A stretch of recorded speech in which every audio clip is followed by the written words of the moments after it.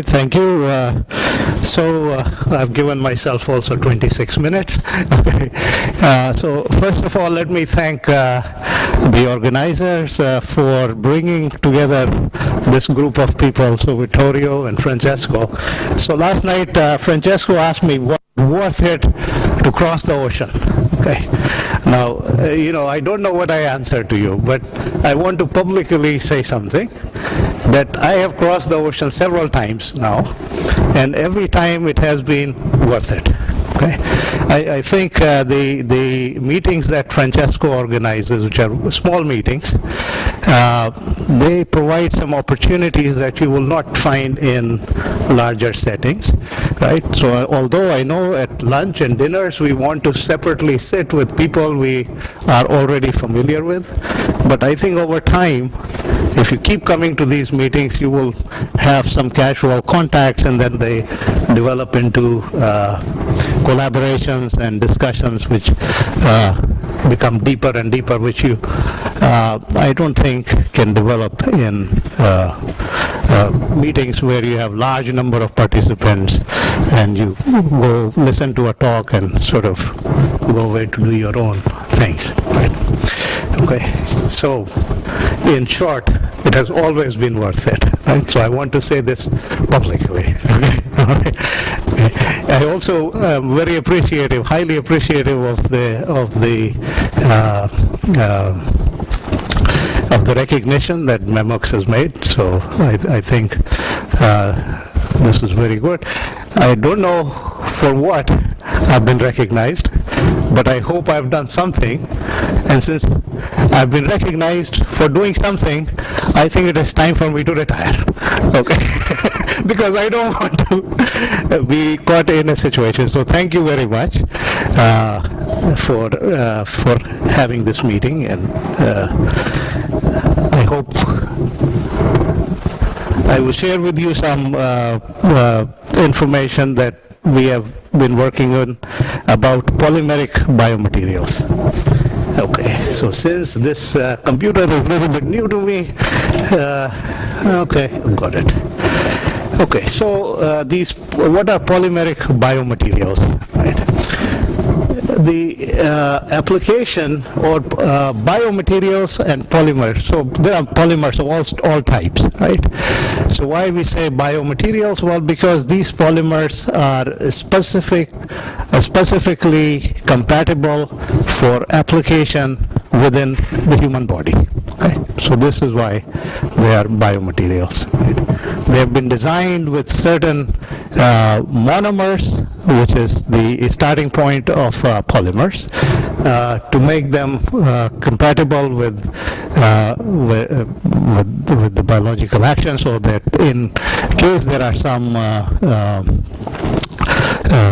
degradation of these polymers, the degradation products are not going to cause necrosis. They are compatible in the sense that they can work in an environment which has a particular biochemical environment, right? Has a particular pH, temperature, and is always in a wet condition. So these the particular polymers that I will talk about have an application in the restoration of cavities in your tooth. Right? So I imagine many of you have been to dentist recently or in the last several years, and the dentist has offered to repair your tooth using a composite material. Okay. Right? This is particularly, I think, relevant in Europe, because I believe the old style of repairing your cavities using metal amalgam has been almost abandoned because of mercury reason. Right? Okay, but this is also true now in North America. Almost, I don't think at this point you can find a dentist who will do with an amalgam. Okay. So the composite that they are using for repairing your tooth is not unlike repairing a pothole in the road. Okay? So this is a composite which contains certain grains, and there is a polymer matrix. Okay? Right, but I will not talk about the composite, because this composite is somehow formed. Okay, so dentists are very good with their hands. They can create a surface which resembles your original tooth more or less. Okay, so they're able to use this composite to form a retrofit, so to speak, for your tooth, okay, which then has to be somehow attached to the tooth surface. Okay, and this attachment is through an adhesive, which is a polymeric adhesive, right?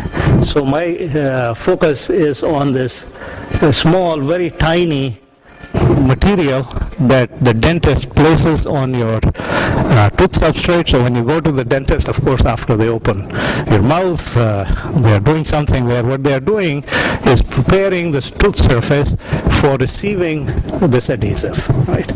Okay. So this adhesive polymer is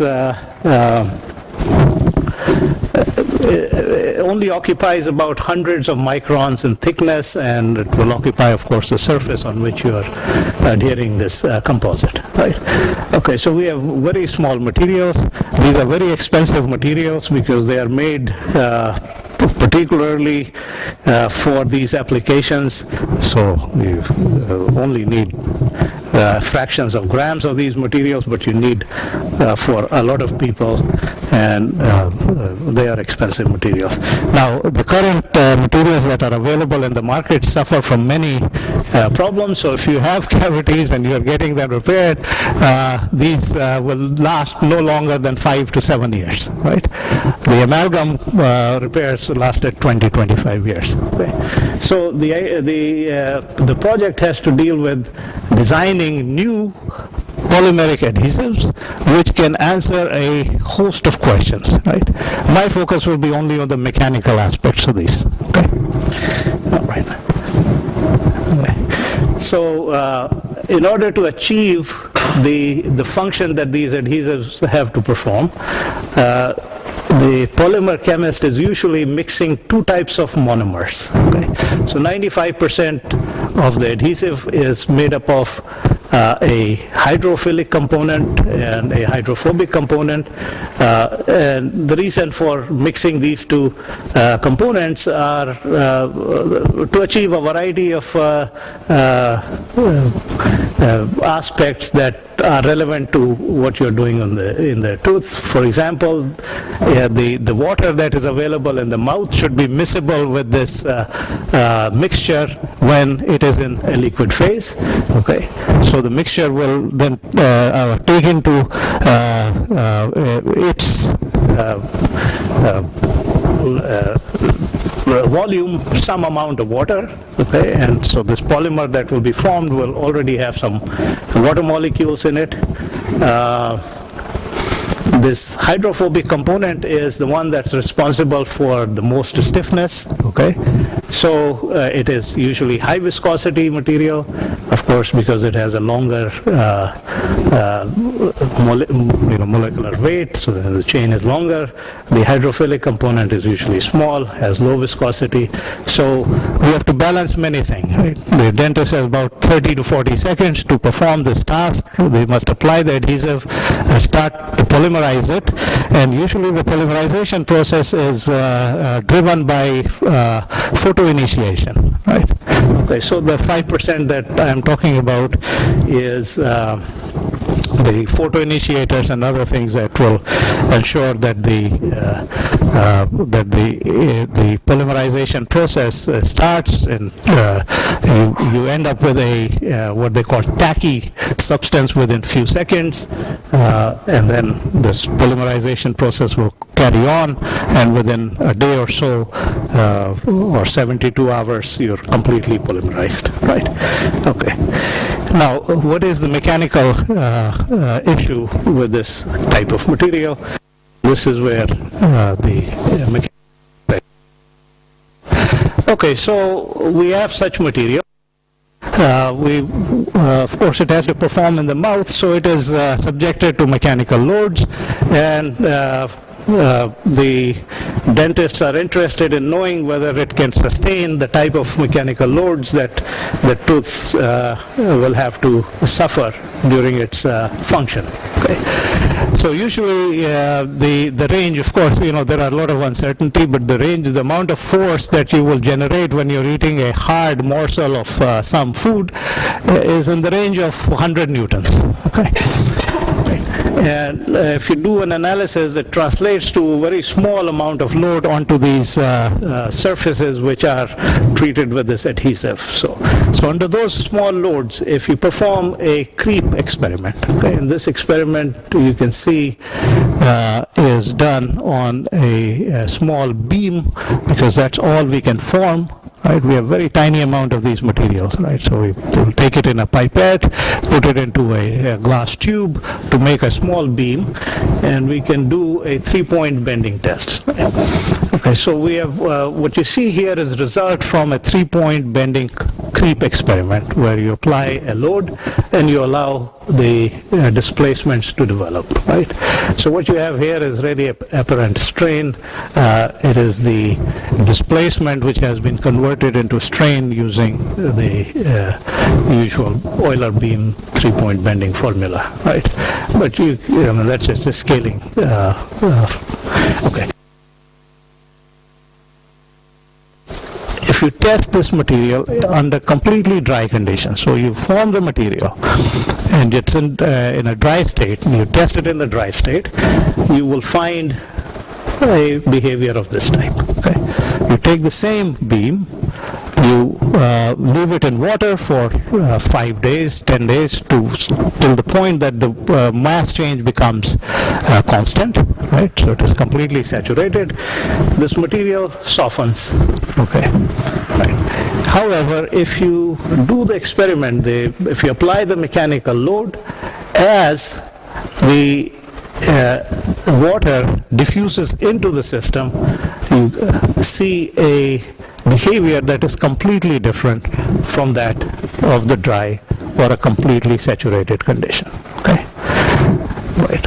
So the polymer chemist and the dentist that we're working with, they say, well, if you can tell us what is the reason, or you can give us some idea about what is happening, then maybe we can choose another monomer or some other mixture of materials to ensure that this effect is controlled. Okay. Under one static load. Okay.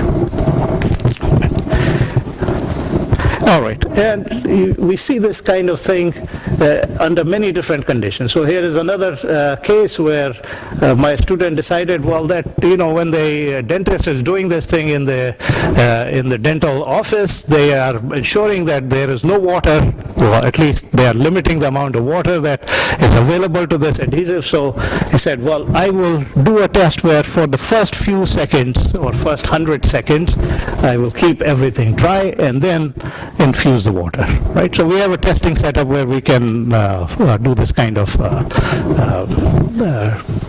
different testing protocols. In this case, if you notice that the deformation follows what the dry material would do, but then as the water starts to infiltrate, you can see this very large deformation. Very large in the sense compared to the wet and the dry. The deformations are not very large in the sense that these are not finite deformation problems. So still the strains are very small. Right? And if you were to do a 3-point bending test where you increase monotonically the displacement, right, then also you see a transition from a behavior that is similar to the case of dry and going towards, in fact, weaker than the wet case, right? So these two lines that you see are for two different adhesive systems which are tested beginning dry, and during the test there is the water invasion into the system, right? Of course at very small, or rather small loading rates, right? Okay, so like I said, the challenge was to develop then practical models that can be then used to give some sense of what is the connection between the micro scale to the macro scale that we are measuring, so that they can make design improvements on the materials. Okay. All right, so just to give you a sense of what this material might look like at a discrete level, at the molecular level. Okay. So this is a schematic representation. Of course, we have no technique that I know of with which I can find the structure of these materials, right? They are glassy or amorphous materials because we are mixing two sets of monomers, so the mixture eventually polymerizes into something disordered, okay? And then, so what you see here as red dots would be the representing. So this is just an artistic representation developed by the polymer scientists and the students who are working on this project. Okay. The blue dots, which appear gray on the screen, are water molecules, right? So of course I've exaggerated. You get infusion of about 5 to 10% of water for complete saturation, and that is sufficient to cause this kind of behavior, right? Okay. The other point is that this water is bound, so the diffusion, the water will diffuse into the system, but it is bound, unlike traditional porous solid, so you could not treat this as a bio material, for example, or in a polymechanics way. I mean, this water molecules are rather attached to the system by some other forces than what you have in a traditional porous media, right? And what we think these attachments are hydrogen bonds. And hydrogen bonds, if you look in chemistry, appear in a wide variety of manner. Their bond lengths are different. You know, this hydrogen and water can bond. You know, water being a polar molecule, the hydrogen can bond with other molecules in many different ways, with many bond lengths and bond orders. And you know, if we have some calculations of this for a different system, which shows that these things are in large variety. Of course, you can see some aggregations of molecules which we think where you have the hydrophobic molecule, which some hydrophilic molecules in order to form a granular structure, but then of course this kind of structure is also very difficult to know. Yeah, so right, so the red spots are the original monomers which have sequestered or got together with other monomers to make a cluster. And then the hydrophilic part of these clusters are the ones which will attract water to them. Right? The rest is water. Okay, I'm exaggerating. The water should not be this much, but for purposes of showing, it is clearer if you have more water. Typically, the system will be very dense, and then you have very thin layers of water in this case. Okay. All right, so what are my choices of how to analyze this kind of system? Of course, we can do atomic models. So we have two choices, discrete methods or continuum methods. Discrete methods, we can begin from first principle calculation. Of course, this is going nowhere for this kind of system. I have no idea where anything is. So not possible. We can do some kind of coarse graining, mesoscale modeling of this material, but you can imagine that any sort of mesoscale or discrete model is based on some imagination. Okay. Right. And finally, of course, we have the continuum models. Right. Okay. So the discrete methods require models, descriptions of microstructures and grain interactions may not be always possible to obtain, or we need by imagination. Continuum models, on the other hand, we know are profoundly affected by the grain interactions. Right. Okay. So how do we proceed? I guess I've worked on this topic of granular micromechanics for a long time, so I see everything from the viewpoint of granular micromechanics. So the idea is to then use continuum models because they are simpler to compute, okay, and they can provide us with some answers to the connection between the micro scale and the macro scale. And I can suggest to our polymer chemists that here is what, if they can improve, will change the behavior of this material. Okay. All right. So the rest of the talk will be about the application of this type of modeling technique to this particular problem. The technique, of course, the procedure proceeds in the way that you, I think, Francesco has mentioned earlier, and maybe has some similarities to what Piola was doing 200 years ago, that you make an identification of these grains with your continuum scale deformation measures. You write the energies in these two for these two models, and then you make an identification. And you can derive a complete theory from this type of approach. Okay. All right. Okay. So for the purposes of this particular project, we just focused on the first gradient model, right? Of course, we can generate a micromorphic model from this, which I've talked about in those forums previously, but this time I will only focus on the first gradient model. Okay, and the idea is that you have some pseudo grains which are interacting with in some manner, and this we will postulate, and then we can upscale to a continuum model from there, right? Okay, so this is done in the framework of classical thermomechanics. So at the macro scale, I think these equations are familiar to a lot of people in this room, so I don't need to go through. Okay. So what we do then is to take this free energy at the macro scale and write it in terms of the grain pair free energies and the dissipations in the similar way, right? So this is the point of departure, and if you place this summation into the Clausius-Duhem inequality that you saw in the previous slide, you can then, under some conditions, find formulas of this type, right? So you can find a formula for your Cauchy stress, okay, and a micro scale version of the Clausius-Duhem inequality. Okay. Right. So with these formulas, we can generate then the constitutive laws valid for grain pairs, and suitably then for the macro scale description, right? Okay, so since these are polymeric materials, and we know they are undergoing some sort of damage with the water infusion, we include in the dissipation terms then the viscous dissipation, the damage, and some plasticity in case there is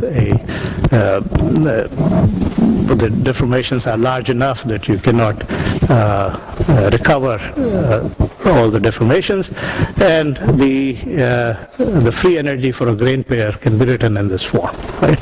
Of course, we want to improve this thing working with Luca. But this is this can be formulated, and of course here is the energy lost in the plastic process, the recoverable energy, and the damage dissipation. Okay, you can interpret this model in terms of a rheological model in this fashion. So you can find the force between these pseudo grains in a format like this, right? Of course, there are interactions which are in the direction along the centroids of these grains and perpendicular to this grain. This kind of decomposition is useful because we know from experience that such decomposition can then lead you to continuum models which are compatible with the classical continuum models, and also suggest other micromorphic type models. Okay. Okay, so in this case, we have the rheological interpretation is that you have springs and dashboards and sliders and springs that undergo damage. So these are just postulations. We have postulated these laws. Okay. Why these work? Well, we have experience of applying these to other systems, such as to asphalt concrete, for which there is a lot more data. Okay? So we know that these are able to describe such problems. Okay? Of course, we must have some loading unloading criteria, so I think these are details we can skip. Okay, all right. Okay, so once we have this microscale force function, we can use the expression for the stress in terms of these grain interactions and some assumption about the first gradient model to find the constitutive relationship in this form. Okay. Now what I've done is I've discretized the force. If you remember the force function from the previous slide is dependent not only on the relative displacements of these grains, but also the rates of relative displacements and some other rate terms. Okay, so for the computational purposes, especially for finite element type of calculation, it is better to decompose. Okay, so I have 4 more minutes. All right. Okay. So it is better to discretize, and you can find a formula like this. Of course, this is a little bit non-standard because we have some terms here which need to be evaluated separately in a finite element process. Okay, now if you notice at this point that what we have done is we have introduced into this summation these force functions. So these summations are over all grain pairs imagined in this case, okay, which we do not know. So this is not a happy situation. It is better if we can somehow replace the summation with an integration, and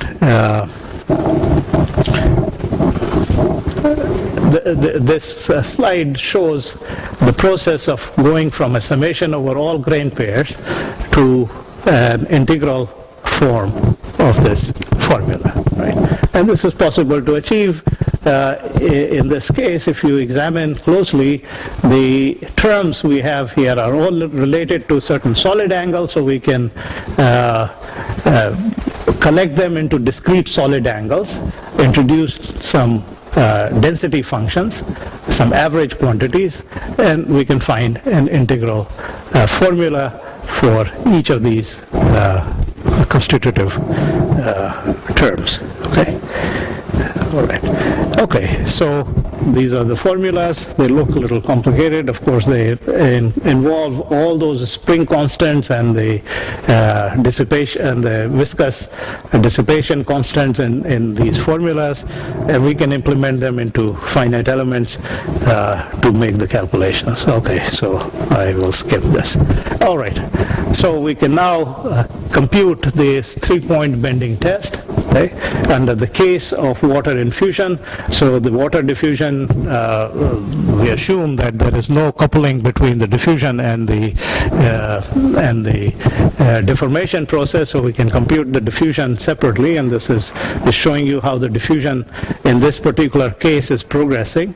Okay, these diffusion constants we have also determined through experiments, so these should be fairly valid. The beams are with a square cross section, so the predictions I think should be quite reasonable, right?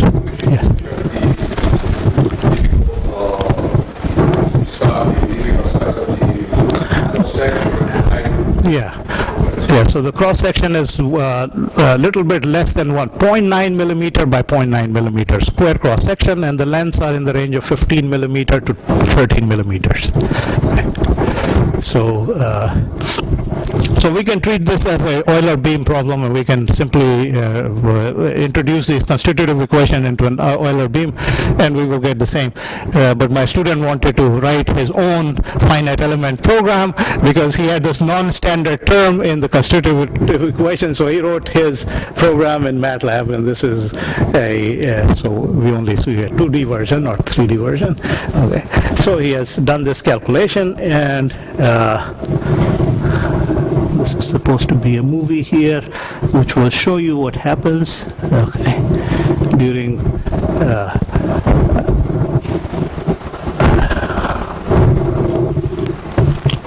duration of the test is minutes. The duration is about 100 minutes. We will look. Okay, this movie does not want to play.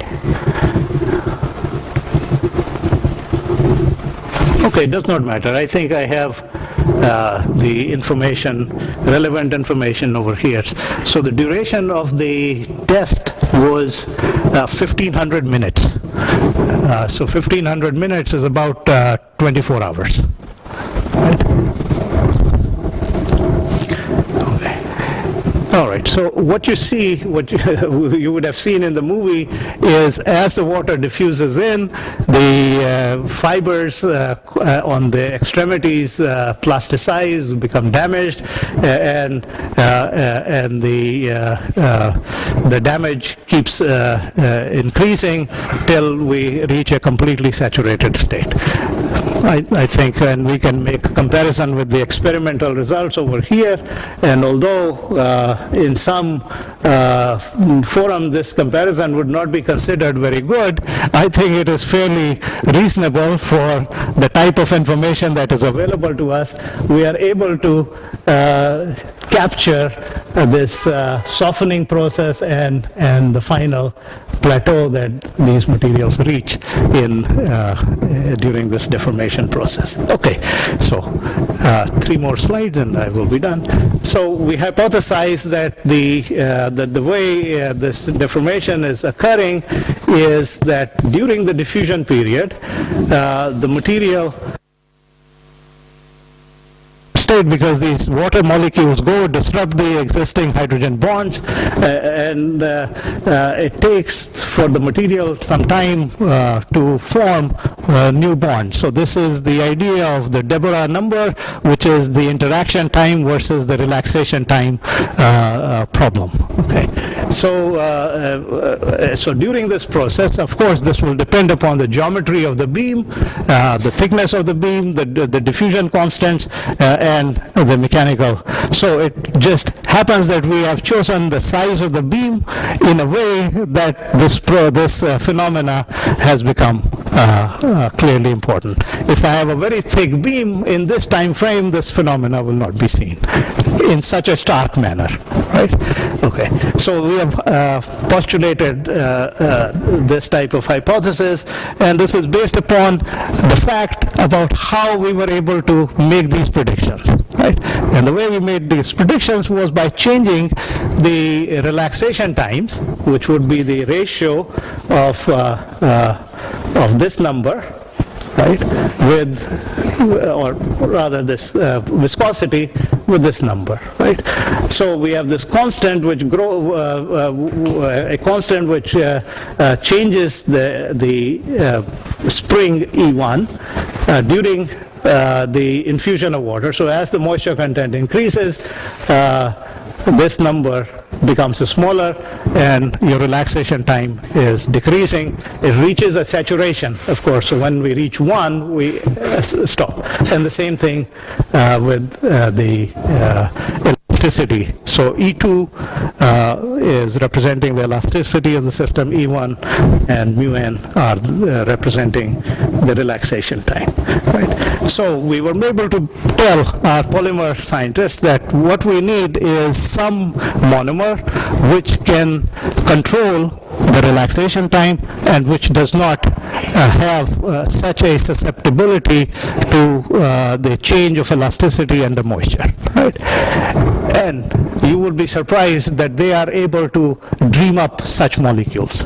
Okay, so The result is I do not have yet to present because it is in review, but they have designed a monomeric system which replaces part of the hydrophilic molecule that they've used before to reduce this effect. Okay.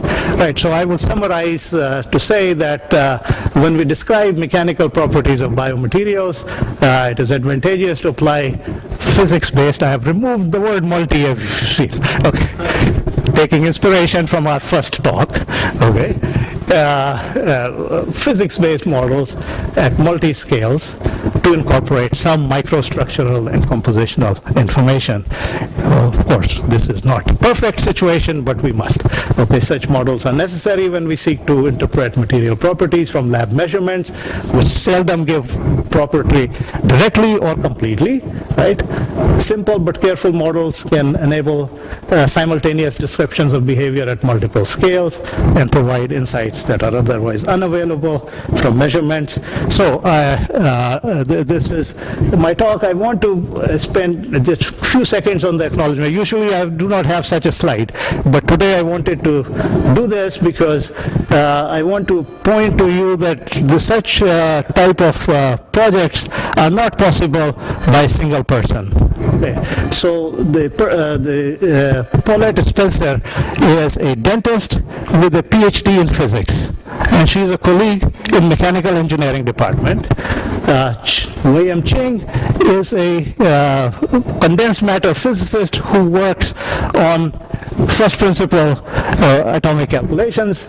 Larry Katz, who has passed away now, I think should be familiar to many of the bone biomechanicians, was maybe the pioneer of bone biomechanics.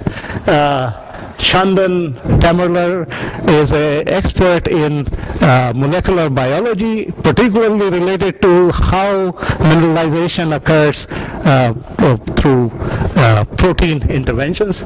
Okay, and then a host of postdocs and students who are in polymer science, mechanics, chemical engineering, etc.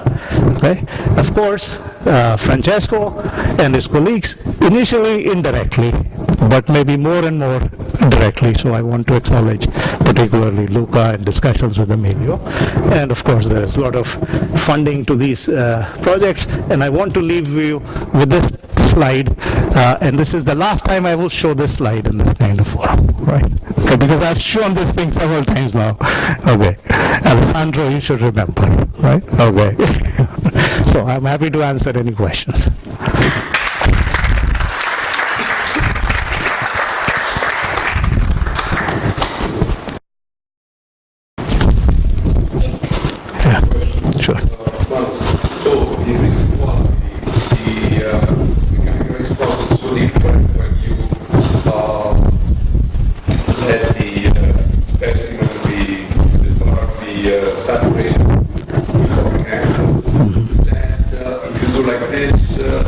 Then there is time for a sort of heating procedure to happen. Absolutely. Yes. A new network has been established which is sufficiently stiff. Second question. Yes. In these experimental conditions, do you observe any swelling effect due to Yes, yes. I'm thinking of something like yes. Yes, yes. So you do observe there is a incorporation of about 5 to 8% water, and it results in swelling which is in the range of less than 5%. Yeah. Yes. Yes. Absolutely. These are designed in order not to swell so much, otherwise you will lose your restoration very quickly and this will be a complete disaster. So yeah, it has to be controlled. The swelling has to be controlled very carefully. Yeah, I mean there is a host we can discuss about the material design problem of this particular material. By the way, NIH is spending a lot of money for us to make a good design of this material because it is a $400 billion industry. if you want to get a sense of the numbers that people, $400 billion industry for fixing people's teeth, okay? And this is just cavities. This is not the implants and all the other type of thing. Those tend to be less. Okay. All right. Thank you so much.